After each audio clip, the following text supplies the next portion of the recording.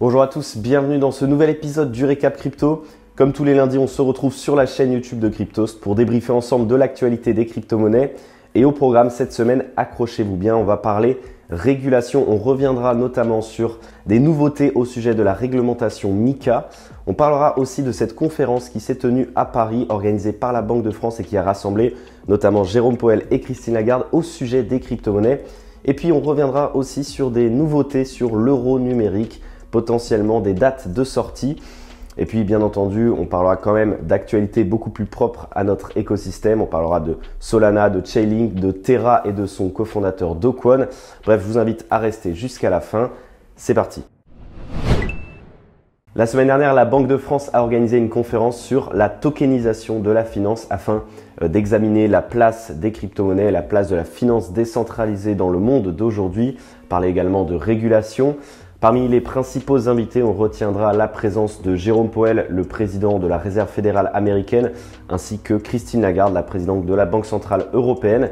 Mais alors, qu'est-ce qu'il faut retenir de ces discussions et de cette conférence? Concrètement, tous les participants se sont accordés à dire que la finance décentralisée représentait un véritable risque pour son manque de régulation, mettant évidemment tous les utilisateurs en danger.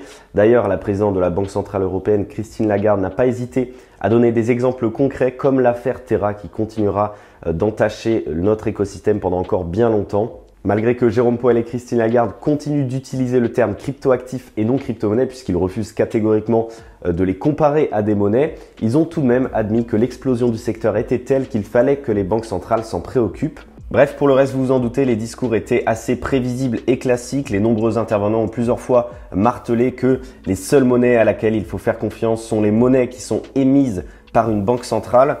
Par ailleurs, Jérôme Powell retient surtout l'intérêt technologique des smart contracts et le potentiel associé.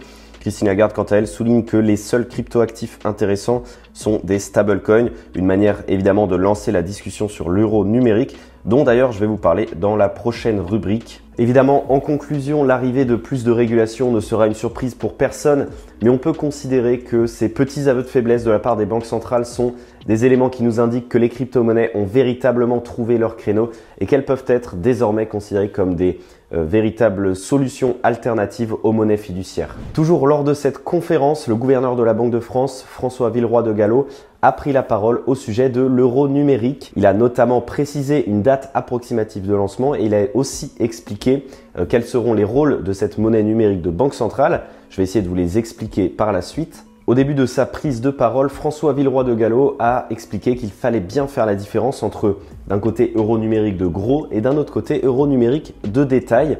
Alors concrètement, l'euro numérique de détail servirait à tous les citoyens de l'Union européenne, comme nous par exemple dans notre vie de tous les jours, alors que l'euro numérique de gros desservirait plutôt les banques centrales et les institutions financières.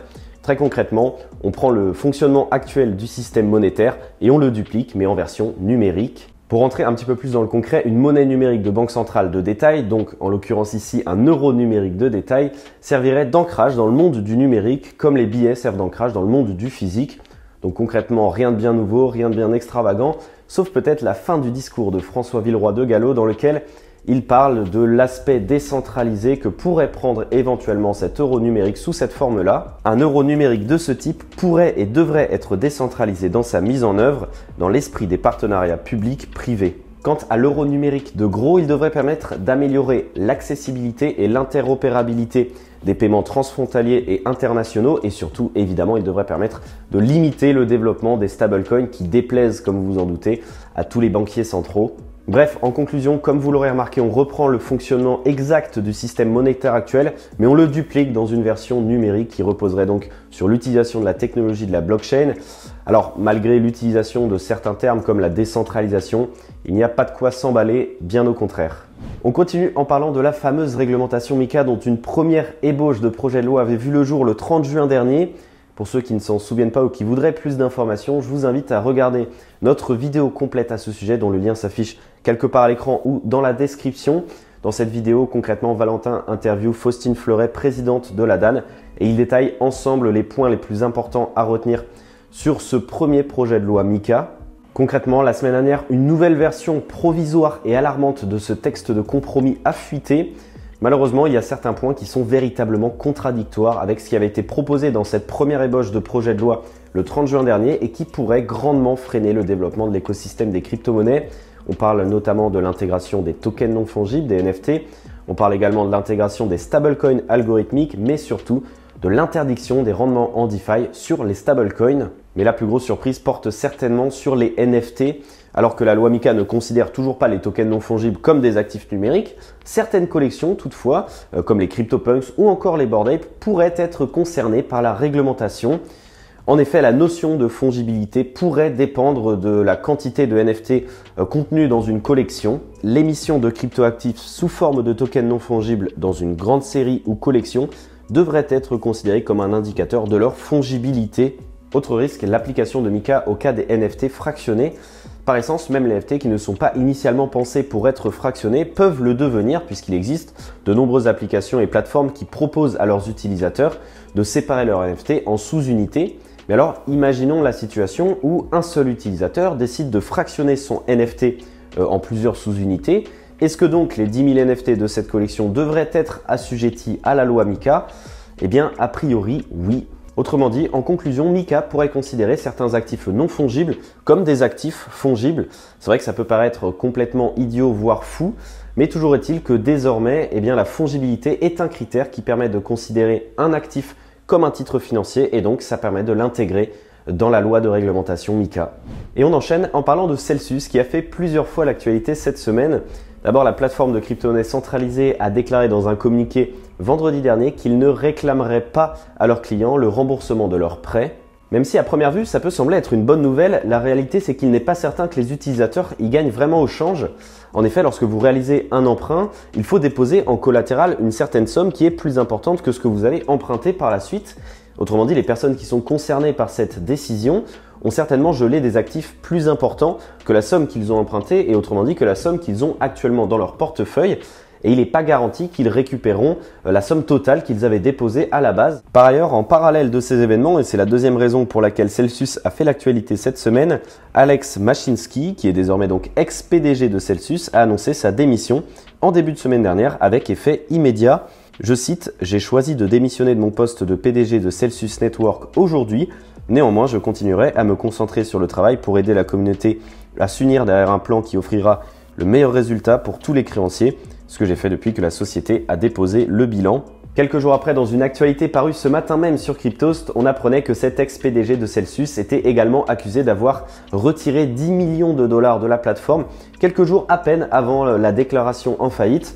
Autrement dit, il est littéralement accusé d'avoir préféré sauver ses propres fonds au détriment de ceux de l'entreprise et de ceux de ses clients. Bref, jour après jour, on déroule un petit peu plus le fil de cette affaire et on lève également le voile qui obscurcit l'affaire Celsius et il semblerait qu'on ne soit pas prêt d'en voir le bout. On termine cet épisode du Récap Crypto avec quelques actualités un petit peu plus propres à notre écosystème et on commence avec Chainlink qui annonce une collaboration avec le réseau interbancaire Swift pour permettre notamment de créer un outil pour que les clients institutionnels puissent transférer des fonds entre différentes blockchains, un outil qui permettrait à terme de combler le fossé entre la finance traditionnelle et le monde des crypto-monnaies. Dans l'actualité également cette semaine, Solana a subi sa 4e panne majeure de l'année. Concrètement, la blockchain était dans l'impossibilité de finaliser les blocs de transactions à cause d'un validateur mal configuré et de certaines parties du code qui n'ont pas encore été identifiées et qui étaient problématiques.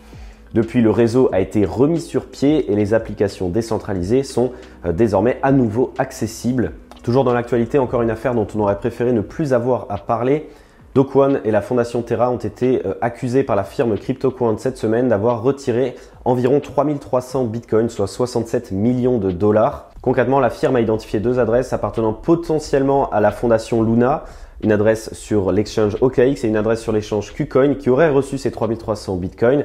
Et ce qui est assez intéressant, c'est que ces adresses ont été créées le lendemain même de la mise en état d'arrestation de Do Kwon. Évidemment, vous vous en doutez, les 2 principaux concernés ont récusé ces accusations. C'est une grande première pour l'industrie des crypto-monnaies en France. La plateforme d'échange Buycap a été la première à subir une radiation avec effet immédiat de la liste des PSAN de l'autorité des marchés financiers de l'AMF pour des graves manquements à leurs activités. Et alors qu'il y en a un qui s'en va, il y en a un nouveau qui arrive. La plateforme de crypto-monnaie Crypto.com a obtenu cette semaine son enregistrement en tant que prestataire de services sur actifs numériques, donc ce fameux PSAN délivré par l'autorité des marchés financiers. Une nouvelle étape bien évidemment importante dans le développement de Crypto.com, alors qu'il y a quelques semaines encore, ils étaient encore sur liste noire de l'AMF. Bref, voilà, c'en est tout pour ce tour des actualités de la semaine. J'espère que cet épisode du Récap Crypto vous aura plu. Si c'est le cas, n'hésitez pas à vous abonner, à mettre un like et à commenter. Ça permet de soutenir le développement de la chaîne YouTube de Cryptost. Je vous souhaite de passer une excellente semaine et je vous dis donc à lundi prochain.